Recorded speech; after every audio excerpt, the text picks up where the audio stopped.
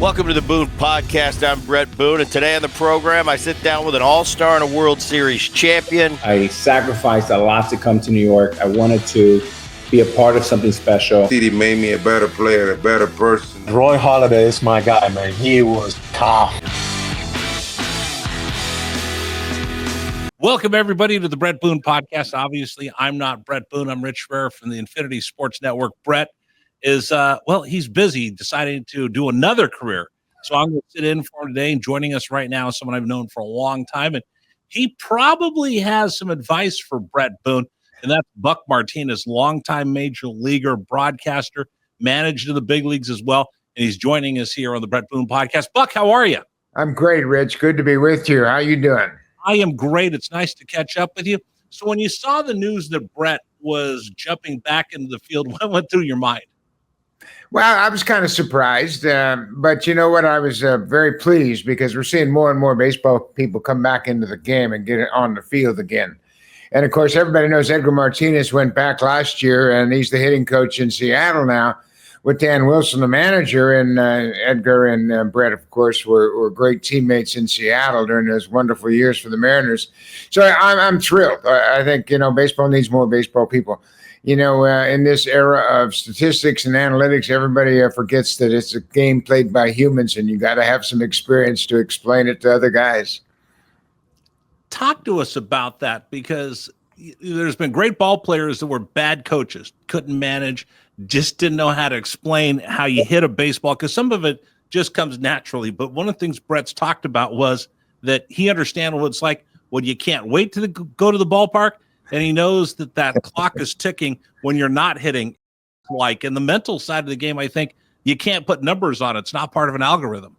No, you really can't. And I think that's one of the big things. And there have been some wonderful players that couldn't coach. Bob Gibson, of course, was a pitching coach for a few years with Joe Torre. And, he was a tremendous pitcher, but might not have been a terrific pitching coach because he could do so many things other people couldn't do. And the same with guys like Frank Robinson. One of my best hitting coaches was Charlie Lau. Of course, he gets recognition for George Brett and Hal McRae in Kansas City. And Charlie had a very, very limited major league career, but man, oh man, could he teach hitting. Lou Piniella was another of his disciples. But, there's so much that goes into it. And I think it's an industry-wide problem right now. There's just too much information in the game. Hitters go to the plate with their mind clogged with all kinds of information about how hard the spin breaks and how fast the velocity is and how many pitches he throws in this area, how many pitches he throws in that area. And sometimes you look and you forget to look for the baseball.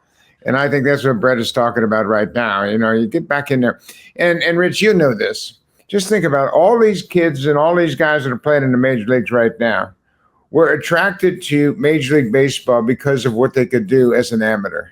And they didn't have many scouting reports. They certainly didn't have video on the opposition. And they stepped in the box and tried to figure out how you hit the guy that's on the mound. And I think sometimes you need to go back to that. That's for sure. Well, that's why I like watching you on television, because you actually talk about the game of baseball. Sometimes I get frustrated. Remember, I worked in Tampa Bay, and I had Andrew Friedman gave me someone every year. One of them was Peter Bendix, who's now the general manager of the Marlins, to help me understand analytics and understand sabermetrics.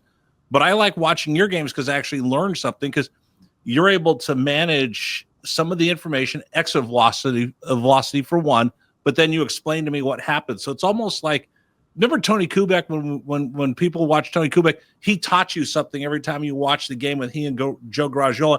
I feel like I get that from your broadcast. So how do you balance, and Bret's dealing with this right now, kids that have just been almost, and this is throughout baseball, a paralysis of analysis, too much spin rate, exit velocity, launch angle, all the rest of this stuff. It's got to cloud your mind after a while, doesn't it? No question. And it's interesting you mentioned Tony Kubek, because he was my mentor in Toronto. He was the guy that was broadcasting for the Blue Jays when I started my broadcasting career. And he always talked about it. He said, don't let anybody question your thoughts. I mean, as long as you're not questioning their integrity or talking about something that's not related to baseball, you have experience on the field. The 17 years as a major league player, you've been in those conversations on the mound. You've been in those conversations in hitters' meetings, and you understand the conversations between the umpire and the batter when you're at home plate. There's a lot of things that that you hear then that give you information and background. But I think it's there. Let me tell you what Buck Showalter said, and I think it's really, really important about analytics. He said it's wonderful to be analytically informed, but you don't want to be analytically motivated. So you can't make your decisions based on analytics. You have to make your decisions with a little background of analytical information, but you have to make your decisions based on who the player is. How can he handle information? Can he handle information or not? How much information do I give him? And who's pitching that night? You don't know what that guy's going to have. I mean, I think the game of baseball across the industry is very average because everybody has the same information. Everybody prepares the same way. Nobody steps outside the box, and everybody's doing the same thing every single night. And that's why you have so many mediocre baseball teams right now. So when you jumped out of the booth and into the dugout, what was the biggest shock? Because we talked about this with Aaron last week. He left ESPN. He kind of followed in your footsteps. You worked at ESPN and then you jumped into the booth. He worked at ESPN, jumped in the booth. Brett's been doing this podcast with me. Now he's jumping into the dugout as well. Talk to me about what your biggest shock was when you went from the broadcast booth to that manager's office. Rich, the biggest thing was it had been 14 years since I was on the field. And that had changed dramatically. The game that I left was certainly not the game that I met when I got back in the dugout. And the biggest thing, and I remind myself every night on the broadcast, when you're in the dugout, that game speeds up dramatically. And decisions come at you like crazy. But when you're in the broadcast booth, it's an easy game. And you have plenty of time to make decisions. But down in that dugout, you have to make decisions on a split second more often than not. But I think that's the biggest thing that's changed. And also another thing that's changed, I think, is we don't teach players how to compete. We train individuals. You know, you have your own time to hit, you have your own time to field ground balls, you have your own time to eat, you got a massage, you do all this, but we rarely practice as a team. And I think when I started my first year in the major leagues was 1969. We took 2 infields every single day. So you were taking infield practice, and it was a game speed, and you had I had probably 15 to 18 throws from the outfielders every single day. So I knew the field. I knew how the ball was going to bounce. I had tag plays 15, 16 times during infield. Nowadays, you might have a tag play once every 3 or 4 games. Right. And you don't practice very often, and maybe practice once a homestand. And you watch all these teams, and everybody does about the same. They go out there, and they have 2 guys hitting fungos, and all the individual players get field balls. But most of the time, they're throwing to another coach at second or another coach at first. It's like warm-ups. Yeah. It's like warm-ups. It's not game speed. You're not playing catch with somebody who's going to be out there working with you. Exactly. And we had a young first baseman playing first base this year, Will Wagner, Billy Wagner's kid. Oh, okay. Currently down in the minor leagues. And I asked him, what was the most difficult thing about playing first base? He said, every one of the infielders' throw reacts differently. I said, how many times you catch them? Well, only during the game, because I don't catch them during infield practice because there's a coach catching them while I'm taking ground balls. But in infield practice, you would take an infield. The regulars would take the first infield, the extra guys would take the second infield, and everybody on the team would throw every day about 30 minutes before the start of the game. So then you go back inside, change your sweatshirt. I'd go down to the bullpen. I'd warm up the pitcher, and then you'd be ready for the game. But, there's a lot of downtime now, and I just think that they could use their time better. Chris Young and I have talked about this. He's the general manager at Bret's team down in Texas, and a wonderful guy, a great baseball man, a great communicator. And he said, we have to figure out a way to teach our players how to compete. And I think that's really important. My generation, of course, we all played a lot of winter ball. And when you go to Puerto Rico or Dominican or Venezuela or Mexico playing winter ball, if you don't perform, you go home. They send you home, right? Especially if you're an American down there. You're back home. And at that time, of course, we all needed the money. So you really focused on playing. I made as much money in winter ball as I made in the major leagues. Really? Oh, absolutely. That's amazing. My first year in baseball in the major leagues, I made $10,000. When I tell players that nowadays, they say a week. I said, no, a year. That's your meal money. That's your meal money for spring training.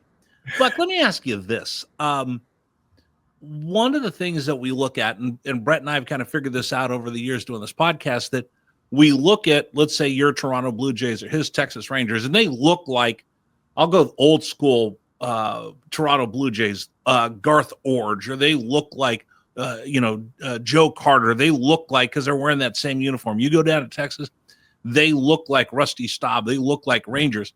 But in actuality, they're 18, 19, 20-year-old kids. Bret's got a son, Jake, who just got done playing in the minor leagues. He's got a son-in-law, Nick Allen, who's a shortstop for the Braves. So he's got a little bit of relatability with them because he's talked to them throughout their career as they break into professional baseball. But we forget that these are Gen Zs that are playing right now. They're not the same mentality. They don't have the same chutzpah that your generation had, or the generations that came after. How do we square that up, that these aren't those rugged old men that you broke in with, but they're the kids that are playing today? Yeah, that's very, very difficult, Rich. And I asked Bret that first day I saw him here a couple of days ago, and I said, how many of your team knows who you are? How many of your team knows that you played? And he said, I don't know. He said, probably not many. But we played a long time ago. I don't blame them. Mm-hmm. And it's just the fact that, I signed in 1967. I got to the big leagues in 1969, and I've been involved ever since. And the game has changed dramatically over the years. And, I played before there was a DH, and I played after the National League got the DH. So there's a lot of changes I've seen. But I think the biggest thing is we don't demand as much from players as they demanded from us when we played. If you didn't execute something, you were called out right then and there, not only by the coaches, but by your teammates. Right. And I think that was a big thing. And two, the finances have a lot to do with it, Rich. I mean, these kids come up and they make a lot of money, $800,000 as a minimum salary. And it's like, compared to your 10,000. Yeah, but all they want to do is just stay in the big leagues. Right. I mean, basically winning is something that only the manager really cares about. I mean, he's the only one that's got a record when you really think about it. Everybody else has a batting average and an on-base percentage and an OPS and all that stuff. Manager's got a one-loss record. And the only way you determine who wins the game is how many runs you score and how many runs you allow. And I think that's how basic the game is. You have to produce runs, and you have to drive in runs. And right now, the Blue Jays are going through a tough stretch. They're 3 for their last 36 with runners in scoring position. And the analysts will tell you RBIs aren't important. I bet you John Snyder thinks they're important right now. Exactly. Well, okay, so let's get to that, because you're one of the only people that I trust to answer this question. And I've known you for a long time, and you've always been more than kind with your time. And I picked your brains over the years when I was broadcasting and asked you plenty of questions, and I'd hang out in your booth. You were doing TV, but I'd still hang out just to listen to you do the games. The OPS, the new sabermetric numbers that we use, have they hurt or helped the game instead of going to RBI, batting average, and just straight old school stats that we used to pay attention to on the back of your bubblegum card? I don't mind OPS. I think OPS and OPS plus is a fairly good measurement of an offensive player's worth, because OPS or slugging percentage and on-base percentage, I mean, that's what you want. Hit the ball hard and get on base a lot. My former teammate Hal McRae in Kansas City told me, as a manager of the Tampa Bay Rays, as you know, Mac told me there's only 2 ways you can evaluate a player: how many he drives in and how many he scores. And when you think about it, that's Pretty it. simple, right? It's pretty simple. And now we're talking about all these guys, well, they can't drive in it. Well, expected runs created and expected average and all that expected stuff. Well, you know what? You don't expect it if Bob Gibson's on the mound or Tom Seaver's on the mound or Nolan Ryan's on the mound. Everything is absolutely in that moment. The analytics measure things over the course of 162 games. Managers want things done in the moment. Get something done. Give me something. And John Snyder, the manager of the Blue Jays, has been using this acronym called WIN. What's important now? If your job is to move the runner from second to third, move him from second to third. If it's to get him in from third with less than 2 outs, figure out a way to get him in. And I think we have taken all of the decision-making away from players. As far as positioning, as far as pitch selection, as far as catchers calling a game, everything is done for them. So when they get in a jam, they don't have the background to make a decision. So, I think that's, and I know a lot of your viewers are going to say, man, he's really old school. He doesn't really get it. But, baseball is still the same. It's the team that scores the most runs. That's the one that wins. And I get so upset when I hear the Blue Jays had more hard hit balls than anybody last night. But you know what? We've scored 4 runs in 5 games. Yeah. I don't care how hard you hit the ball. Knock somebody in. Say that one more time. Wins. What's important now, right? Can I steal that? Well, I stole it from John Snyder. Well, I'm going to steal it from you, and I'll give John credit because it really makes a lot of sense. But you don't hear that. You hear about this and that, and I get, like I said, sometimes I just get tired of the broadcasts because all of these little pieces, these granular pieces of information we get, exit velocity, that's great, but in itself it doesn't tell me anything. But because you can't change that, and that's what I get with spin rate. Like, we know that Jim Palmer pitched up in the zone, right? We didn't know why, but he had a little extra skip. Well, now they can tell, well, he's got great extension and good. Well, you can't change that. No, you can't say all of a sudden now you have to extend 4 inches further. We now know why things happen, but that's not going to allow you to make adjustments and make it better. And Orel Hershiser, this was a great interview he did the other day. I saw him talking about pitchers. Pitchers now, when they start their warm-ups in spring training, the first day of spring training, throw 100% max effort with all the Rapsoda and TrackMan and everything behind them, and they look at every pitch they throw. And they say, well, you got to turn your hand a little bit more and throw it a little bit harder. Well, that's why everybody's getting hurt, because your body's not meant to do that. And you know what? We went from 300 innings to 200 innings to 180 innings now as the standard. And Dusty Baker told me a great story not long ago. He was playing center field in Pompano Beach against his Rangers in spring training. Fergie Jenkins started running from foul line to foul line in the first inning. Right. In the 8th inning, Dusty stopped him and said, Fergie, what are you doing? He says, I'm getting ready to win 20 games and throw 300 innings. How many times did you see Nolan Ryan after the game? And Nolan Ryan I'd watch Nolan Ryan pitch. This is when I worked in Oakland.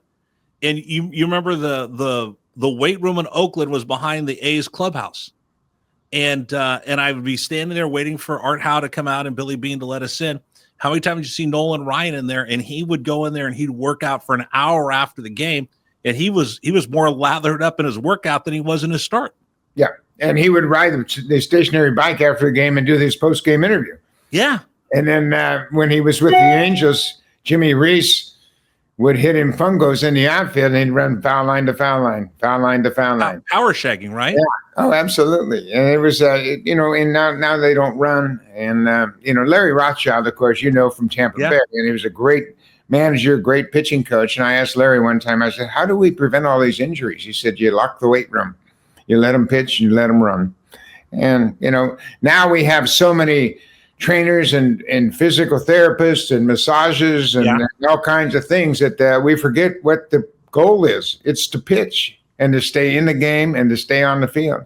Well, it's interesting because Bob Boone was one of the first to weight train and got in there. And in that Phillies team, they would go in there and they'd use the facilities of the Eagles in the old vet. So Bob was the one who kind of started the fitness. Bret really didn't lift when he was first in the big leagues. Then as he started getting older, try to fight Mother Nature and Father Time, he started lifting a little bit more. But now you're right. You look at some of these guys and they look like they're CrossFit athletes instead of baseball players, the way that they work out. Well, and Tyler O'Neill is a perfect example. I mean, he's a very muscular guy, but he can't stay healthy. He's just so tightly wrapped. And Bob Boone started working with a guy named Gus Heffling. And Steve Carlton is the guy that really got involved. And he was more of a martial arts guy than anything else. And they were all movement and strength and everything else. But I know Bob later on in his career did a lot of swimming. Yeah. And he didn't want to take any more abuse on his knees because he was catching every single day. So he did a lot of swimming later on in his career. But, they've tried to figure it out. We didn't have any weights in Kansas City, I think, till the mid-'70s. Really? And, I know George never lifted any weights, George Brett. And we had a guy that was our strength and conditioning coach, Pee Wee Barrett. And he would take a truck tire tube, cut it into rubber bands, tie them together, and then wrap the rubber band about your bat and then hook it up to a post, and you just hit the bat against the rubber band resistance like that. That was it. Okay, things we don't do anymore. Pepper, right? How about we play pepper every once in a while, just to work on the things that you learned. Pepper, it was good enough all those years ago, but nobody seems to want to do it anymore. Yeah, man. You know what? I tried to do that when I managed in 2001, and my guys couldn't play pepper. Okay, so there's some young people that don't understand what we mean by pepper. The only thing they know is they see the old photos. There's one at Candlestick Park where it said no pepper. That's right? So explain to people what pepper is. No pepper. Well, you get 2 or 3 infielders, and you get a batter, and the batter hits it to each one of them at a different time. Just sequentially, it goes back and forth and hits the ball. It just gives you bat control, and you hit the ball on the ground.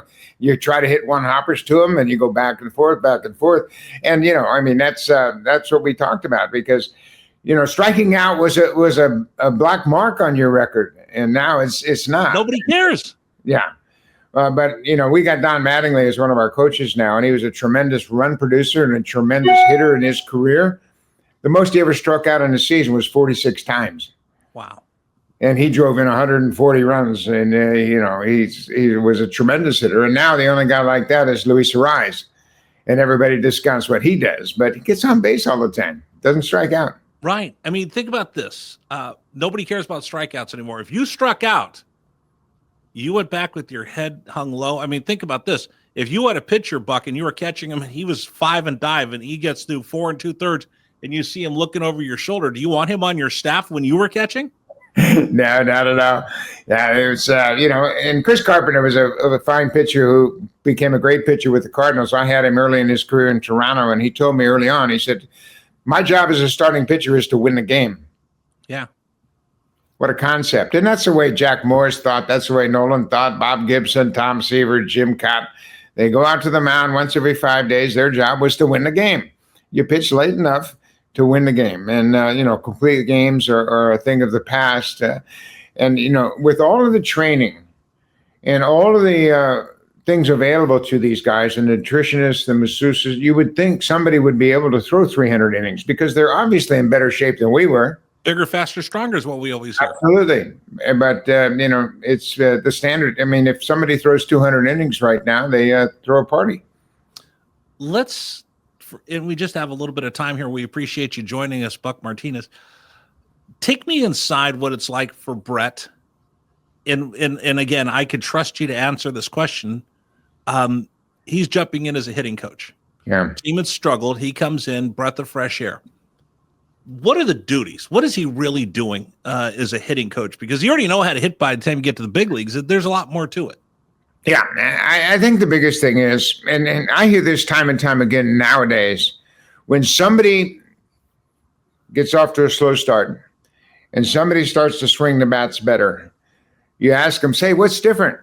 And the common response is, I've simplified things. I go up to the plate with a clear mind. I look for the baseball. I make adjustments.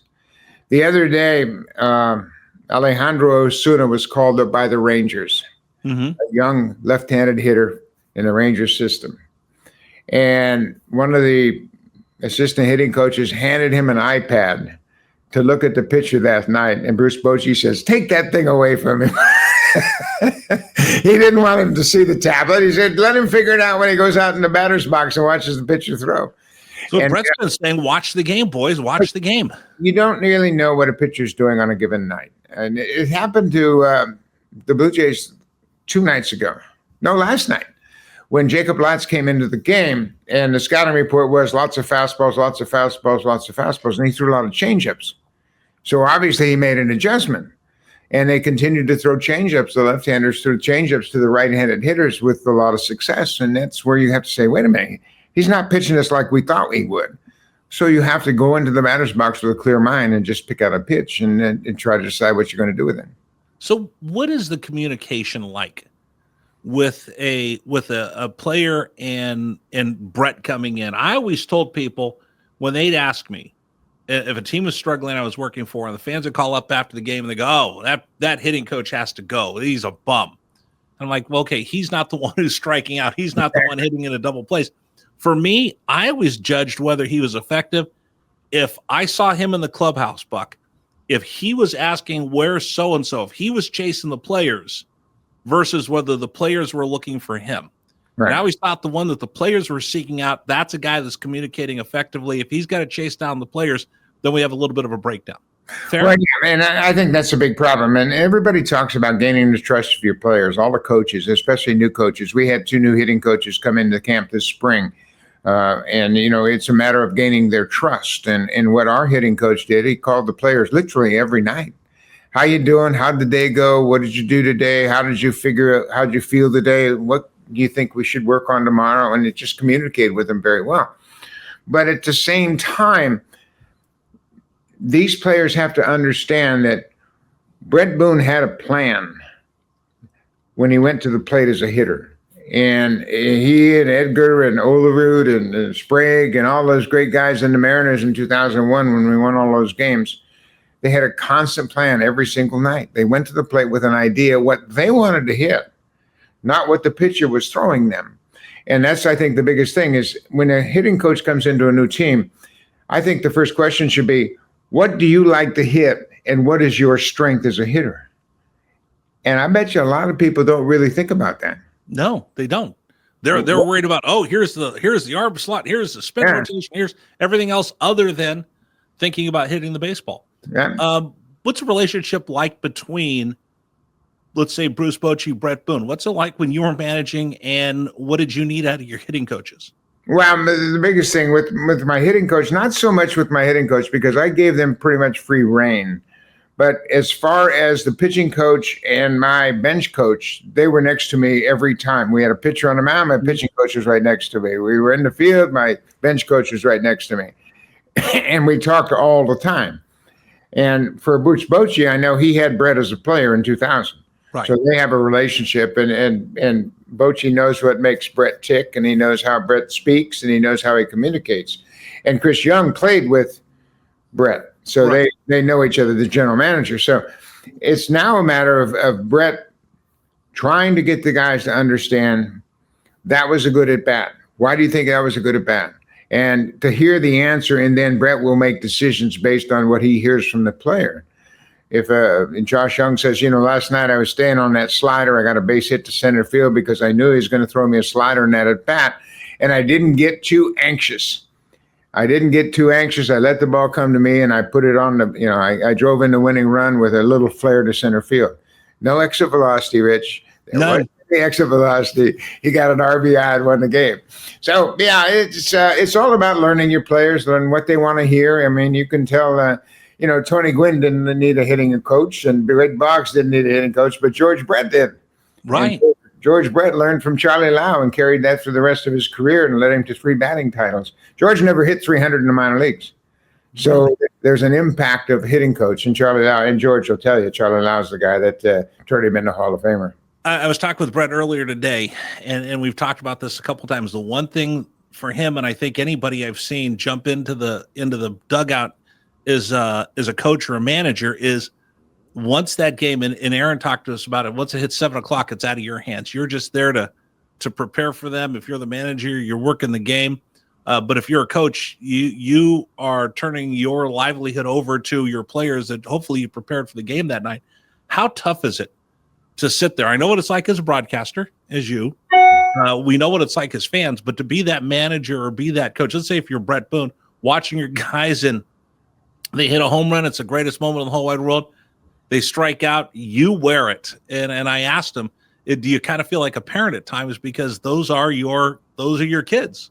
Yeah. No question about it. And you'll remember Lou Piniella and how animated he was in the dugout when things didn't go well. And, that's the way he was as a player. And you live and die with every one of your players, their successes, their failures. And certainly I think most coaches wear the failures a little bit longer than they wear the successes. And it's a difficult thing. But you got to remember that, and I know Bret remembers this very well, hitting's very hard. He had many, many down times as well as having great times at the plate. And I think that's what he can convey to these players. You're going to get 600 at-bats as an everyday player. You can't live and die on every single at-bat. You have to think about over and over and over, putting yourself in the best possible position to succeed. And I think that's what Bret's message is going to be.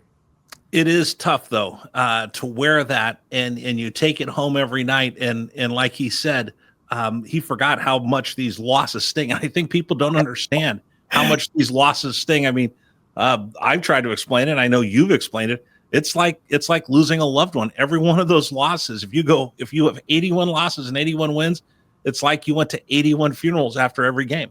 Yeah, it's very difficult in this day and age. And I think right now too, because everything is so close. Mm-hmm. Not many teams are real dominant. Not many teams are going to run away with things. I think everybody basically feels, there's probably 5 or 6 teams that are out of it and probably 3 or 4 teams that are pretty much locked in to get into the postseason. But the other group, that other 24, 25 teams, they're all about the same. So if you can separate yourself on a nightly basis, then you too can get into the postseason dance and have a good postseason run.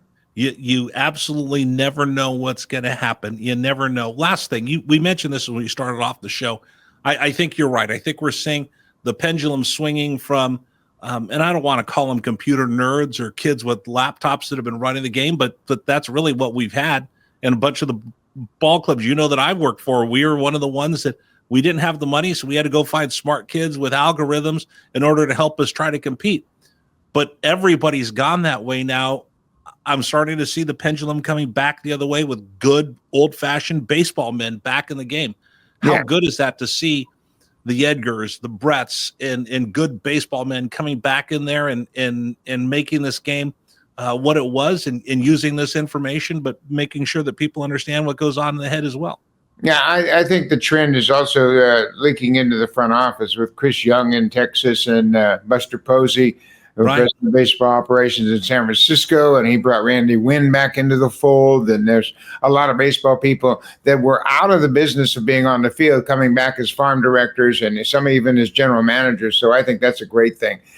Sam Fold, Don Mattingly's kid, Preston Mattingly, is now the GM in Philadelphia. So there's a lot of baseball people coming back into the game because the game has never really changed. We can identify things better than we ever could, but that doesn't mean that we can improve things. We know what the reason is. We don't know how to teach better because certain guys can throw a sinker and you can't teach a guy to throw a sinker if his hand doesn't move in that direction.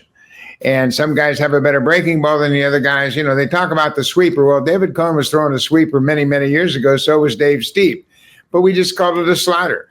So now they have all these different words for all these different pitches. And it's just manipulating the baseball a little more consistently. And I don't think there's any magic formula. You can't go into a lab and develop a major league player. He has to have heart. He has to have soul. He has to have commitment. And he has to have a will to compete. And I think that's what the best players in the game do. And if I could figure out the algorithm, I'd be the general manager of the Yankees. But I think Brian Cashman's safe because I don't think we have an algorithm to talk about all the things that you just mentioned that you have to make a winner. But I know you have them. And I appreciate you taking time joining us here on the Bret Boone podcast. If you see him, like I said, I talked to him a couple times today. You have to evaluate his dugout presence. Aaron was talking about, where he stands. He wasn't sure where to sit, where to stand as a coach. So he's working on that. But we do appreciate you coming on. And by the way, you look great. I'm glad to see you back in the booth. I'm glad that you're healthy and you were in our thoughts and prayers. So I'm glad you're doing well. Thank you very much, Rich. It was great being with you. I look forward to doing it again. Absolutely. All right, everybody. That's going to do it for this edition of the Bret Boone podcast. See you, everybody.